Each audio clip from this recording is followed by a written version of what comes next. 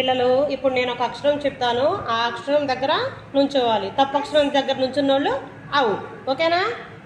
ఓకేనమ్మా? ఓకే. వా, పా, డా, వా, డా, పా, వా, డా, పా,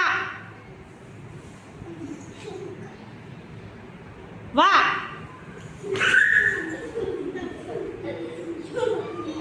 డా, పా, వా,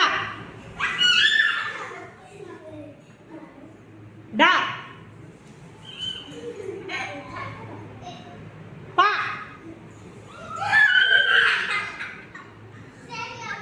వా, పా, డా, వా,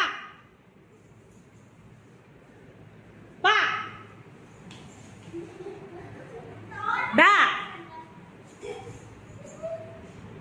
వా, డా, పా, పా,